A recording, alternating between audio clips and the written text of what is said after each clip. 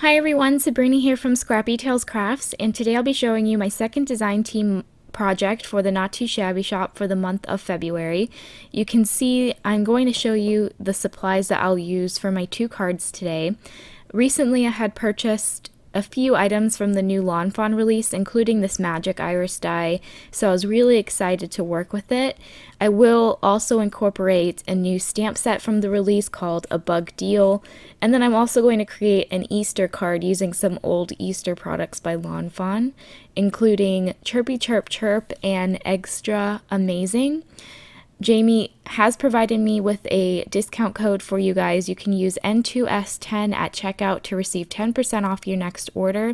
She does hold a lot of the new Lawn Fawn products, I think all of them, and then also some of the older stamp sets that I'm using. So you can check that out if you're interested. But you can see I did some stamping. I stamped out all of the images from A Bug Deal onto some 110-pound white Nina cardstock. I also stamped out most of the images from Extra Amazing and then a few images from Chirpy Chirp Chirp. I wasn't sure the design that I was going for yet, but I knew I wanted to use these three stamp sets. So you can see I am coloring with my Copics. I did stamp all of these out with Memento Tuxedo black ink, which is alcohol friendly. For most of the images, I'm only using 2 markers, but for some of them I'm using 3. And I've said it before, I always start with my darkest color. I go over that with my mid-tone, and then I blend everything together with my lightest color. So with the leaves, I place the shadows on the veins. So the stamp kind of already outlines where the darkest shadows would be. And then I go over that with my midtone. I use a lot of the midtone. I leave very little white space for my highlight color. You want your midtone to be the most prevalent color when you're working with Copics. For these small bugs, I think I only use 2 markers for them. And I thought they were really cute. I love the roly-poly bug. As a kid, I used to pick them up, which I don't like bugs, and they're not really cute. I would pick up a ladybug or a butterfly, but as a kid, I even picked up the roly-poly. I'll also add that Jamie has a rewards program, so whenever you purchase at the Not Too Shabby shop, you can earn points to spend later on. I'm going to go ahead and finish up my last few bugs, and then I'll start to color in my Easter images. So I created 2 fun and bright springtime cards. And over here in Florida, it's pretty much already spring. It's not cold at all. I know up north there's been some snowstorms. But it seems like the craft or the card making community is already on to spring, which I don't mind at all. I love creating floral cards and bright colored Easter cards. So when I received the magic iris die in the mail, I was super excited to come up with different uses out of it. So for one of my cards, I will have a sentiment hidden underneath the window, and then on the other one, I'm going to hide a little chick. But I've seen some amazing projects done with the magic iris, so I definitely want to use it again. It was a lot easier to use than I thought it would be. And once I made one, I easily made the second pretty quick. So if you guys want to see me make some more of them, leave a comment down below, like this video, and I'll know to make some more videos using it. So I'm going to show you how I colored in one of these bunnies. I'm using my C markers. So for this bunny, I'm using C6, C4, and C2. And then for one bunny, I'm using C4 as my darkest color, and then C2 and C0. And then for my last bunny, I'll use C2 and C0. So they're all just a shade darker. I don't like to have all my bunnies the exact same, but I do want them similar. So I use the same markers, I just use different tones. Alright, so I'm down to my last chickie here. And this is the chick that I'm going to have underneath my magic iris. And I thought it would be cute to give him a bunny hat since there are bunnies on the card. And both of those came from the Chirpy Chirp Chirp stamp set.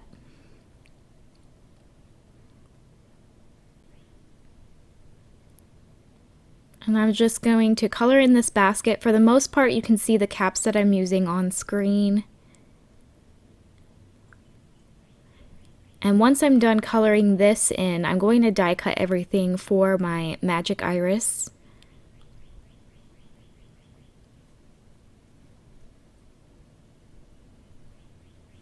And I'm going to try my best to explain how I created this mechanism. So what I did was I first cut a ring from the die set from some heavyweight white cardstock, and now I'm going to die cut the, I don't know what that is called, but it die cuts little tabs into that circle. You only want to do that once, and then you're going to want 2 more rings without any die cutting on them. So just the rings. And then you're going to want to cut out these sausage pieces, and they also come in the die set. The person that I learned this, how to create this, I'm going to list down below. It's actually the owner of Lawn Fawn, and she explained how to create this perfectly. And I'm going a little bit fast here, but I inserted those sausages into those tabs, and then I want to make sure that the tabs are exactly lined up with the ring. I don't want them to go off the ring or inside the ring. You want them to be perfectly along that ring. There will be some tabs that stick out, but that will be fine. Once they're perfectly aligned, you can add a second ring on top. And then on the back, there are these scored rectangle lines, and those are guides to add some double-sided tape. So I'm taking some 1/2-inch double-sided tape, and I'm going to add that to those dotted rectangles that are scored into the ring. So I'll remove the backing on that tape, and then I'm going to take these tabs that came in the die set. I die cut them 3 times, and then I will just glue them on top of that score tape. And they have a rounded edge, so they butt up right against that circle perfectly. And then there's a larger tab with a rounded edge at the end of it.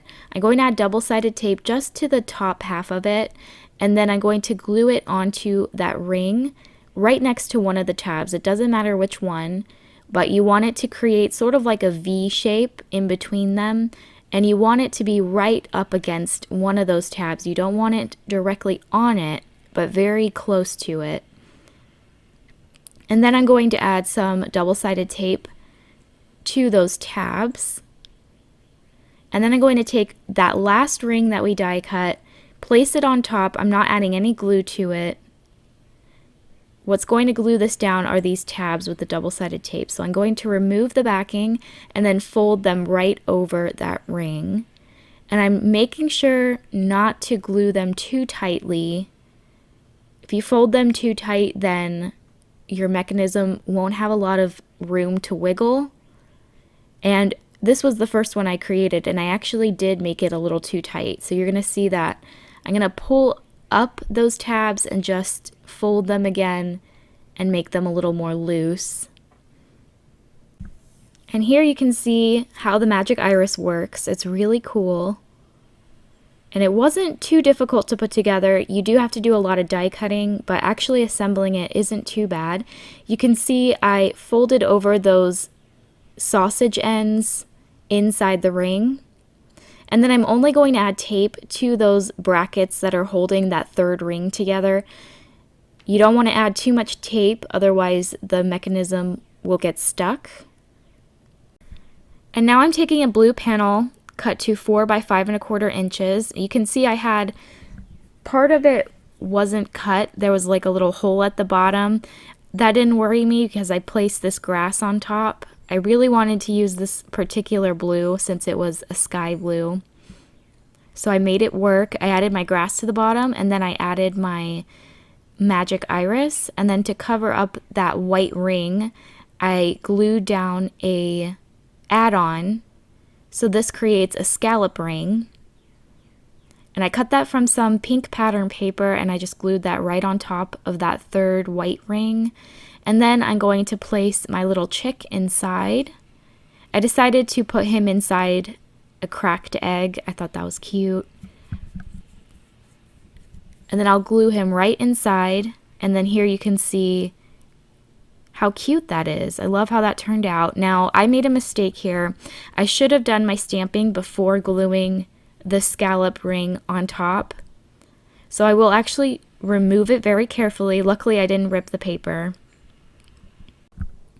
You can also see that I added my arrow, and that just tells the recipient to pull the magic iris down. Alright, so I'm going to stamp out the sentiment, chirpy chirp chirp, translation, happy Easter. I'm stamping that out with my VersaFine Onyx black ink, and then I'll just attach that back on top of the white ring. And then I can start to assemble my scene.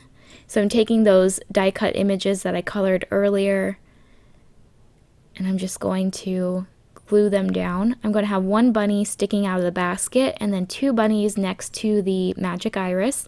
I like that the one bunny has his arm up like he's presenting the hidden image inside. I think that's really cute.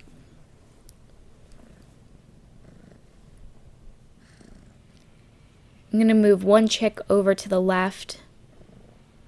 I'll attach my bunny inside the basket, and then I'll tuck the basket behind the grass.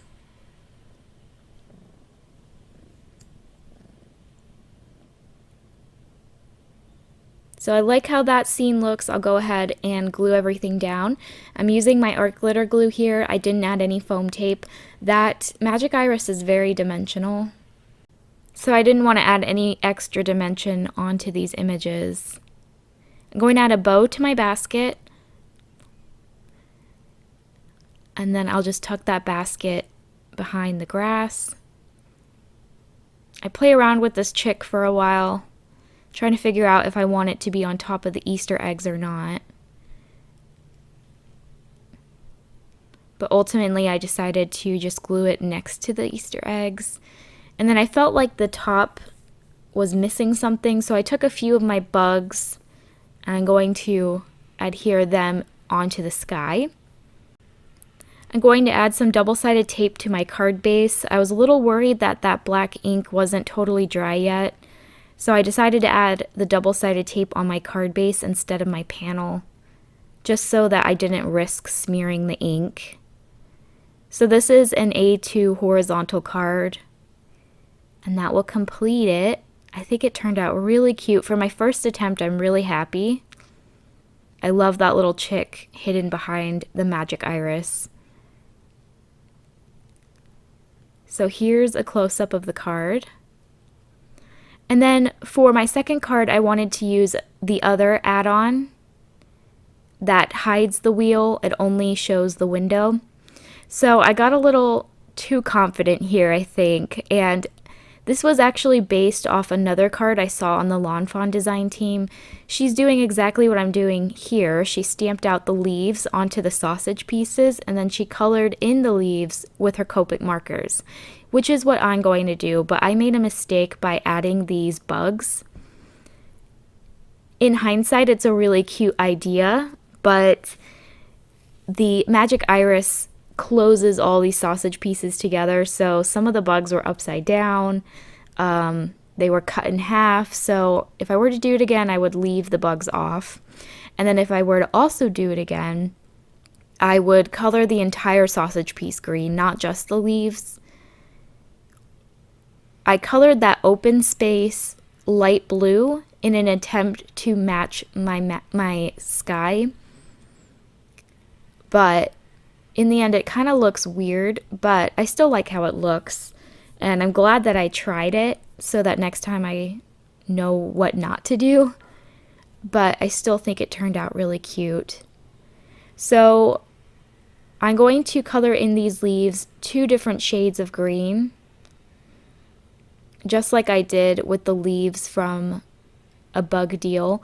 This larger leaf comes from another new stamp set, which I'm going to link down below, and it coordinates with a bug deal and also the magic iris. So here you can see I'm taking a B01 marker that matches perfectly with my sky cardstock, but if I were to do it again, I would color that open space a green color. I'm going to color in all my bugs now. I'm going to show you just how I colored one sausage, and then off camera I colored the rest. So just like I did for my first card, I'm going to tuck in those sausages into the tabs, making sure that they line up with the ring. And then I'm adding glue dots to the X's, which I forgot to mention on my first card. You want to add some 3/16 of an inch glue dots to those X's that are scored inside the sausage pieces. And then you're going to attach your second ring. And I'm going super fast here, so I will link to a more in-depth tutorial. I was actually watching the Lawn Fawn tutorial while I was creating these, and I got them right the very first time, so it was a really excellent tutorial. I'm going to add the tabs in the back with some double-sided tape, and then I'm going to add my large tab next to one of the tabs in the back, making that V shape. Alright, and then I'm going to take my third ring, just going to place it over, not adding any tape to it. What's going to hold it down are those tabs that I'm folding on top of the ring. And then here you can see the magic iris. And here you can kind of see what I'm talking about. The bugs are a little bit random, they're kind of cut off. And the sky looks a little disjointed, but I still like how it looks. I didn't want to risk adding green and potentially ruining it, so I just left the blue. I also added my arrow. I trimmed off the rest of the arrow. I wanted it to be flat against the add-on. I added some tape to that third ring on the front and then attached it to my blue panel here. And then I'm adding some foam dots behind the blue panel. You want to use foam dots so that the mechanism has room to wiggle and open and close freely. I did add it to a white panel, but you're going to see later on I'm going to take that panel off because it was interfering with my circle sentiment. It wasn't opening properly and I wasn't able to fit the circle in perfectly, so I will end up taking that off carefully. So I die cut some grass and some dirt. The dirt I used a stitched hillside, and I wanted the stitching on both of these, so I ran them through that add-on to get the stitching on the bottom and the sides. And then I'll just attach both of those with some art glitter glue below my magic iris window. I'm going to trim off the extra cardstock behind the tab, and then I'm going to glue down my elements. So I'm going to glue down the branches, and then you can see off camera I arranged all the bugs. Some of the bugs I'm going to pop up with foam tape, and then some of them I'm going to glue with my art glitter glue just to add some interesting dimension.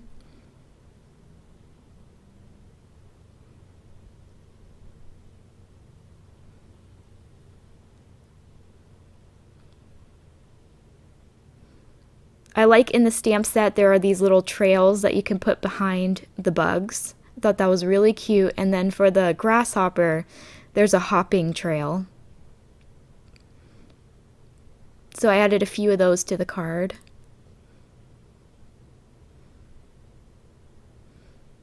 And then I like these piles of dirt. I thought those were really cute and have the worms sticking out of it. I placed a few of the leaves on the ground just to add some more green to the bottom of the card. And then I'm going to place my roly-poly on one of the leaves.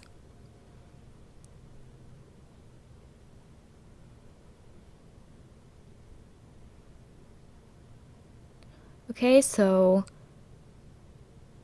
now I'm going to work on the hidden element. I wanted there to be a sentiment, so from a bug deal, I chose Happy Birthday. I'm going to stamp that with VersaFine Onyx Black ink, and then I'll add a few more bugs onto that circle. And this circle is cut from the add-on.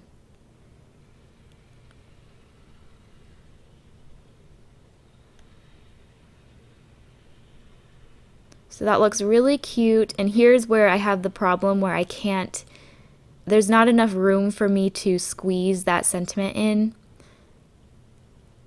I'm really trying, but it's not working. So again, carefully I'm going to peel off that cardstock that I added, and then I'm going to take my card base and attach it to that. But I'm not going to attach it very strongly. I'm going to lift up the side so that I can tuck in that circle. Alright, so now I can show you the magic iris on this card. I think this is so cute. I love that you can hide a sentiment underneath it or an image. I have so many ideas to use this die, so if you want to see some more videos on it, please let me know. I think this is one of the best dies that have come out this year. I'm always impressed with what Lawn Fawn comes up with in terms of interactive dies. So thank you guys so much for watching. If you enjoyed this video, please like it and subscribe to my channel if you haven't already, and hit that notification bell so you're notified when I post a new video. If you have any questions or concerns, please leave them down in the comments and I'll be sure to respond to you as quick as I can. Thanks again for watching, and I'll see you next time. Bye!